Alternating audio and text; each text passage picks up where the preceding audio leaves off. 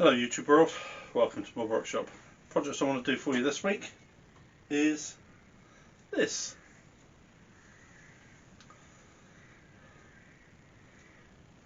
And I know what you're thinking. You think I've tuned into a wood turning program. What's he giving me a rusty old bit of metal for? But it is in fact made of wood. So I've talked about before about something called plastic coat, which is this. It's like a lacquer, but it's not a lacquer. They just call it a clear gloss sealer. I went on the website and had a look to see what I come up with. Some of this, which is a rust effect paint. I had a little play with it before I used it on there, and it's very good. It's like a brown paint, but it's got like silver metallic flecks inside of it. And I have to say, it does look like a rusty bit of metal, to be honest. And then what I did on the top of it, I painted with an acrylic silver metallic paint, which looks like steel. So, stay with me, you can see how it's done. And so, the very first thing I need to do is get some wood. Got a square piece of wood, piece of ash. I found the centres of it. I'm going to put a step centre like chuck, forge all chuck, and I've got a revolving centre on the other end. So the first thing I'm going to do is put it in lathe and turn it round. Sped this film up to about 4 times normal speed, because all I'm doing here is I'm just going to take this down from square and turn it into a circular shape. To do this, I'm using my roughing gouge, and although this is sped up, you can still see why they call it a roughing gouge. That gouge rips away an enormous amount of wood very, very quickly. So all I'm going to do now is come in about there somewhere and just part that off, and then that will form my lid of the pot.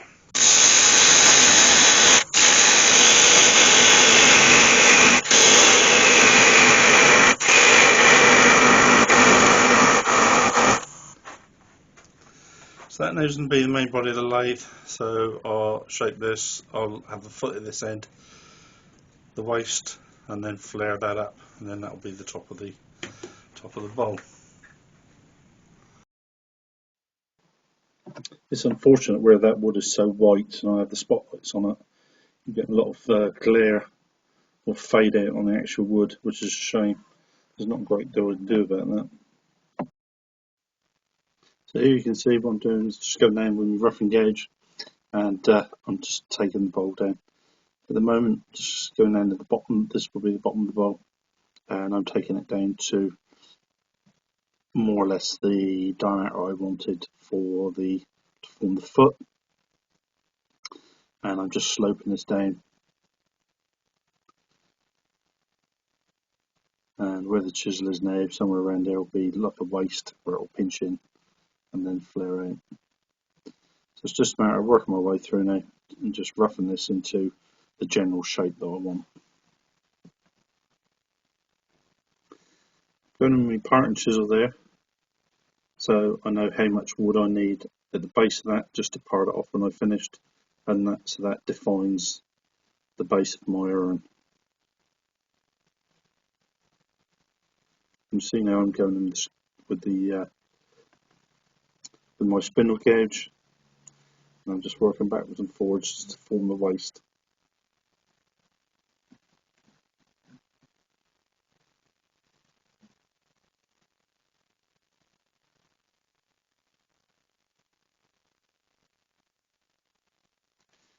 I did start it off because I was trying to make it into the sort of shape I wanted, like a chalice shape,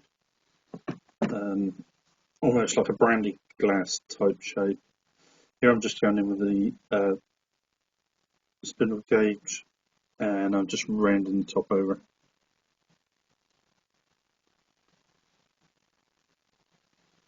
Here I stopped it just to have a look at it and see what I thought of it. and you'll see in a minute I didn't particularly like this shape.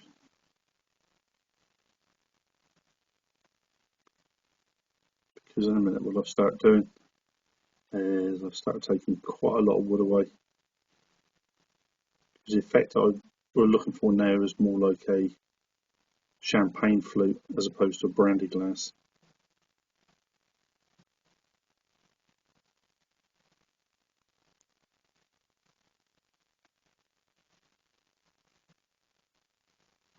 So you can see I'm straightening the sides up. Trying to keep some of the diameter at the top, just taking it down.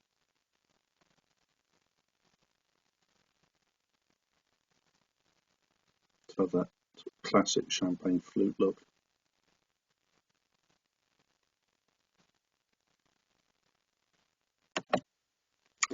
Here I'm going in now, I'm just taking down the base of the urn, because where I took some thickness out of the top of the urn, I needed to make the base smaller as well. And here I'm just rounding over the top, just cleaning that up. That's a much better shape now. I'm more pleased with that. So this is going to be my finished shape. I was quite pleased with it. And now I'm going to start sanding. A tip I picked up just recently, somebody showed me that if you actually sand it with a lathe in reverse, you'll see the hose, I'm going to hose round in a minute, with my dust extractor, and you can actually see the dust goes over the top of the piece and it just gets sucked straight down through rather than it going into the atmosphere and it comes to that. Here you can see the dust just going straight down the top of it.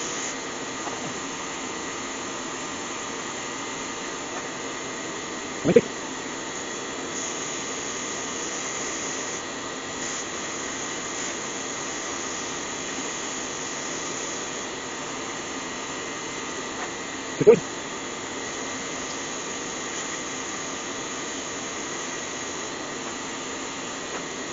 Yeah,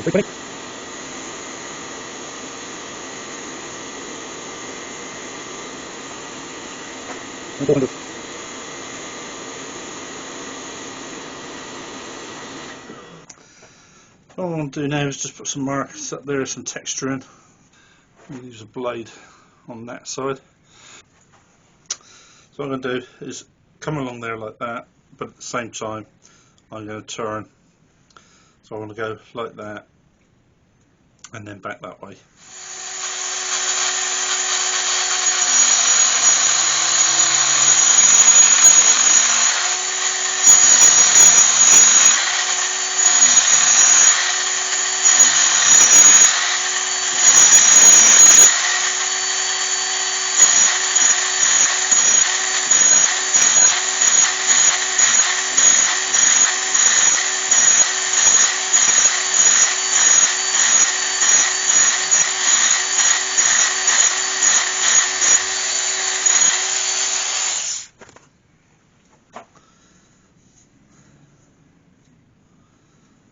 Pretty good.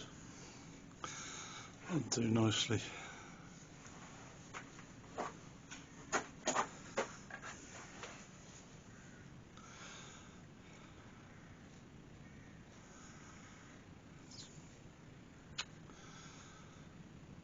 Should have zoomed in on that before, shouldn't I? So there you see all the lines coming down.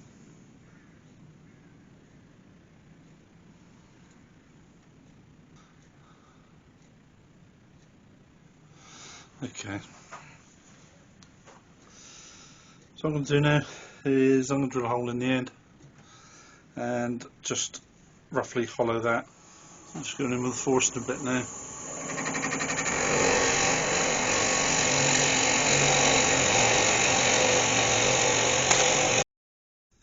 What I've done now is I've just swung the headstock round to a different angle so that I can go in straight in that way with the hollowing tool rather than try and work my way along the bed of the lathe.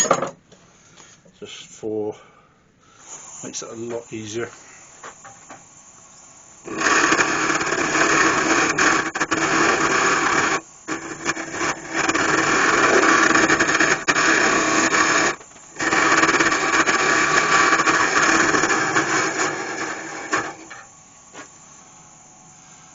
See on there that tiny little cutter, that's 6mm. That's unbelievable the amount of wood that rips out.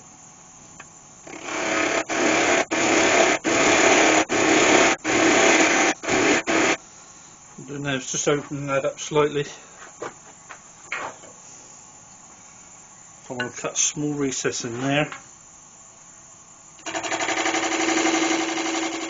For the lid to sit on.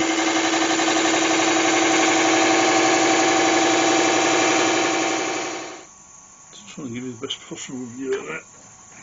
Not getting in the way.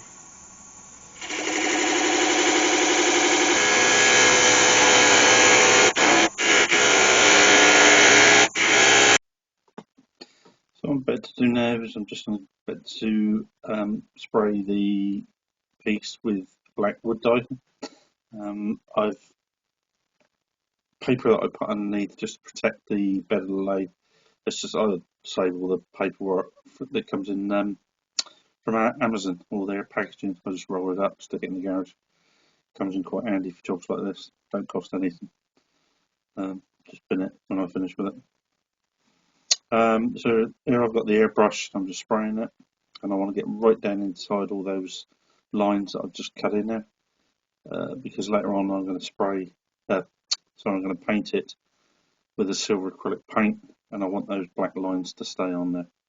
So I use the airbrush, so that'll drive the dye right down into those cracks. I mean, you could just easily do it with an ordinary paintbrush if you didn't have an airbrush.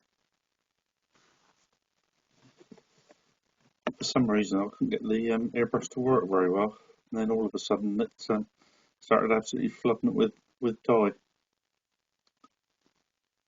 We'll see in a minute. There he goes.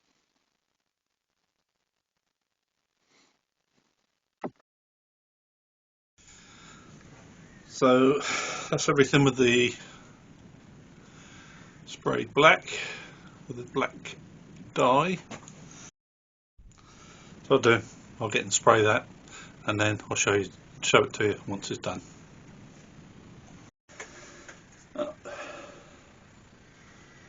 You YouTube world. I sprayed that last night with this rust effect paint. Did this rust effect paint, I suppose it is, and it's this brown with these little metal flakes in, and it does look quite. I've had a little play with it on another piece of wood, and it really is quite effective. So you do have the advantage because you've already seen this and I haven't. So what I've done, so I've sprayed the bottom so it looks rusty, and then I'm going to get some silver metallic acrylic paint, and I'm going to brush it on right there to make that look as if that's like a piece of steel. But first off, I'm going to make a top for it.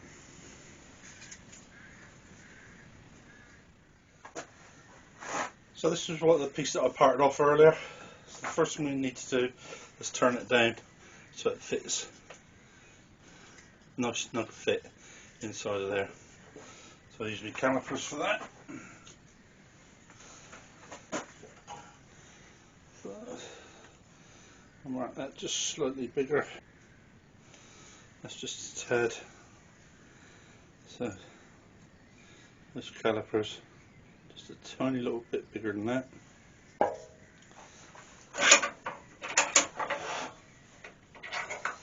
Move that into there.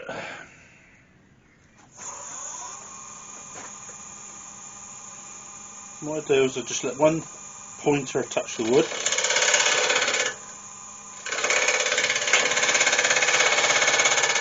And when it's level, when that mark is level with the point on that side, I know I'm pretty much there. So I just need to take that down, just rough that away.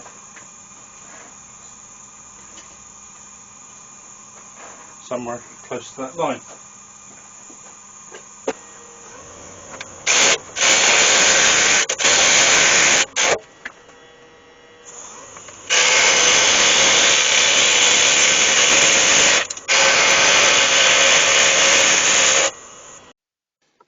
have sped this up a bit, and I've also changed the view to give you an overhead view so you can see better what I'm doing.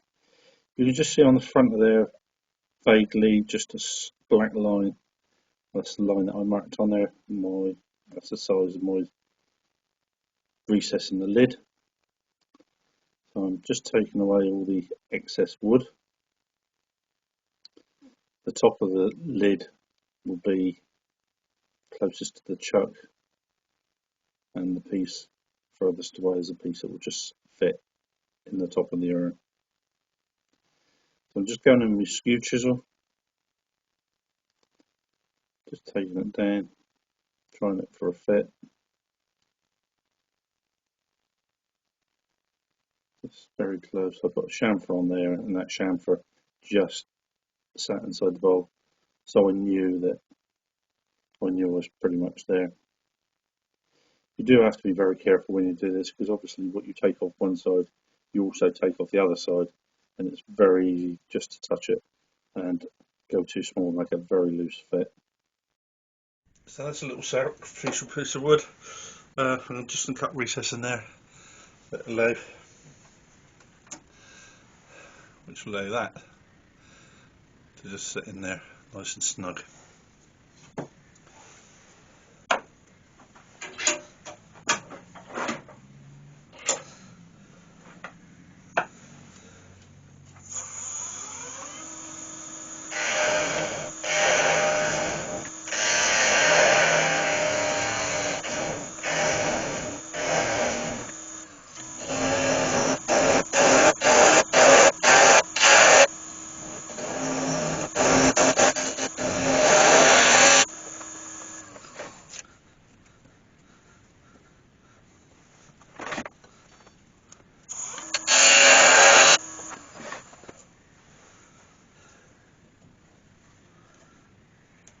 That's better. It's a nice fit. Now what I've done is I've made up some of these, and they just fit over the top of my revolving spur like that, and so that way I can push up against the wood, holding that secure without damaging the wood. So here you can see the top of the urn. The piece I'm turning down now will be the very topmost piece. I'll probably go for something like a small teardrop shape on top of there. Here I'm just gradually working that wood away, just gradually teasing the wood off.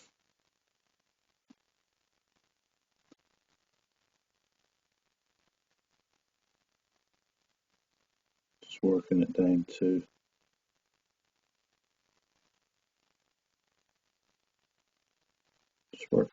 a nice shape, something that will look aesthetically pleasing on top.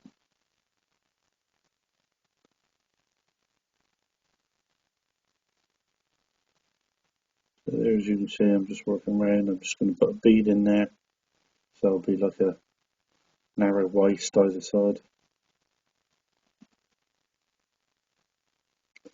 The chisel I use for this is a 3/8 spindle gauge, and what I've done is I've grained it to 30 degrees, which is quite a long grind, but I've also taken the heel of the bevel away, which allows me to get in really tight spaces like that, and you can do some very intricate work with it. Because that is so small, I've got the lathe speeds running around probably something like about 3,000 revs per minute, which is quite high for wood turning. But because the diameter of the wood is so small there, it's not actually the speed that it hits the tool at is probably not that high.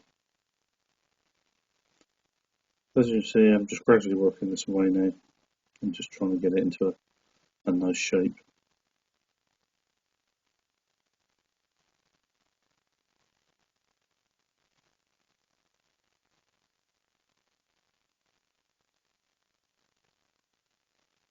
You may have seen then there was a piece flew off.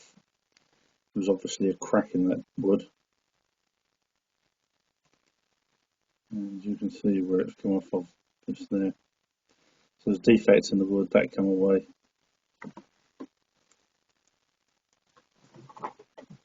I mean, you could, if you wanted to, you could have got it and glued it back on. But I've still got quite a bit of wood left in there. Which is enough what I wanted. So I just turned it away and I've started again.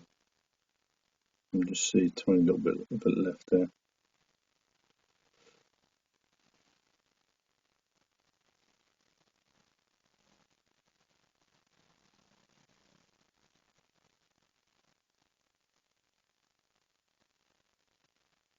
This is a very delicate thing to do. It's actually quite therapeutic doing it.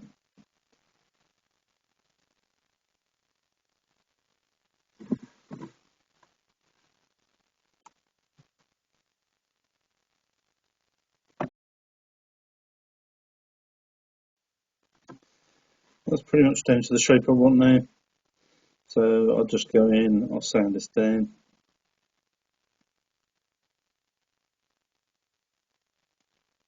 I'll start with something about 320 grit and I'll just work my way through. Just taking all the edges off, rolling the edges over. So it just feels nice in the hand.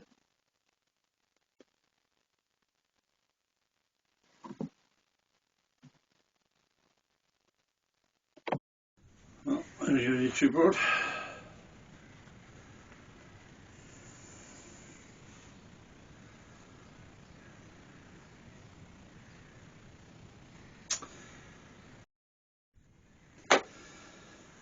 There's your YouTube board. So there's that pot. There's the lid. And what I'm going to do now is I've got some silver metal acrylic, so now I'm going to make the pot actually look like it's made of steel. So the top we can just paint ordinarily, and the actual pot, what I want to do is blend that in. So the look at that. So where the rust, where I've sprayed it higher in other places, because what I don't want is a straight transition line from the rust effect paint straight into the silver, so it needs a blend in. You just need a soft transition. So what I'm doing is a technique, they call it soft brushing. So people have seen me do this before. Each one of my wife's makeup brushes. I've got acrylic silver metallic paint. I put a little squidge on the paper. And then what I do is use a makeup brush. I put a tiny little bit on, just a tiny little bit in, and then you take most of it off on the paper, and then you can start to paint. And what I'll do, I'll switch that camera view to give you a better look.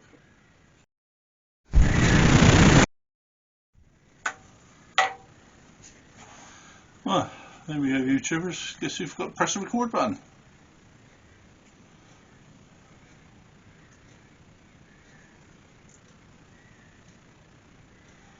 No photographic awards from me this year. Anyway, I've gone through. What I've done, I've used a technique called soft brushing. And what you do is you get a dab of paint on your, I'll just use a bit of paper, a little dab of paint on there, put it on the brush, and then take most of it off. And then what you do is you just very gradually work your way around until you get all the silver on there.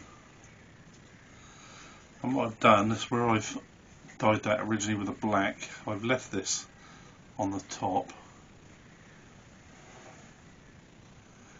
You can see that it looks a bit distressed. I didn't want it looking too nice and perfect. So what I'm going to do now, I was just going to paint the lid as it was, but I think what I'm going to do is put black dye on there first, and then it will look a bit distressed the same as that. So we'll put some black wood stain on there and just put it back in the sacrificial piece I had, just to very quickly sand it down, and now we're just getting paint that silver or metallic effect.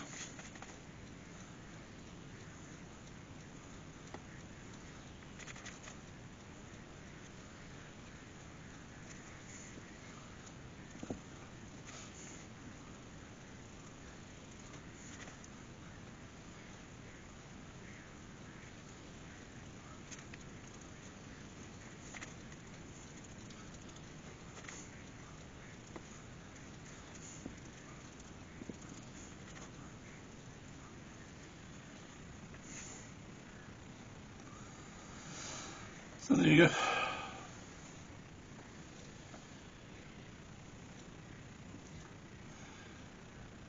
Very quickly done, very quickly turned.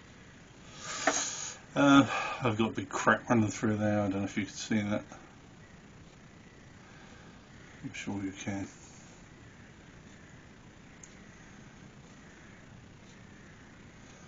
Looks quite good, I'm quite pleased with that.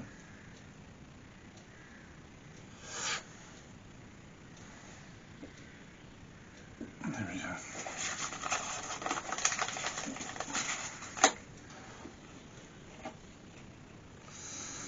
Yeah, I think sometime in the very near future, I think I'll probably end up making another lid for that.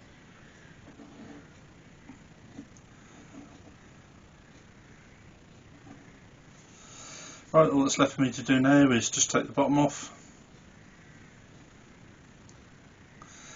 and give it a quick spray of Plasticoat. Well, there are your two worlds. The completed object.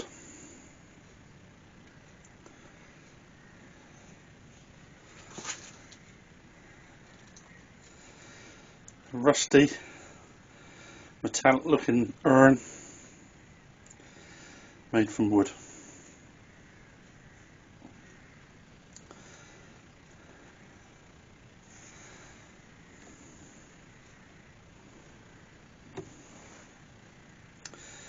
And you can see that soft transition between the rust effect and the metal effect.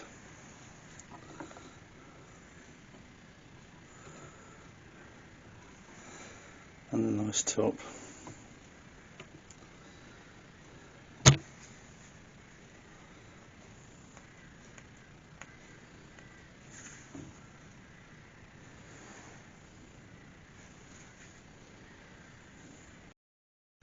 Well, here you go, YouTube world, another finished product.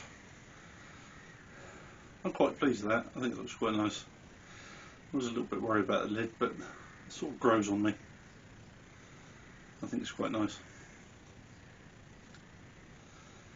As I said before, I do like messing around. Just colours, textures, just breaks it up a little bit. After all, there's only so many bulbs you can turn in there. So that's pretty much it for this week. Thank you all very much for watching. Again, I would ask you to hit the subscribe button if you've enjoyed it, you want to watch some more. And as usual, I've been Steve Howe, and I've had another great day in the workshop. Thank you very much for watching. Bye bye.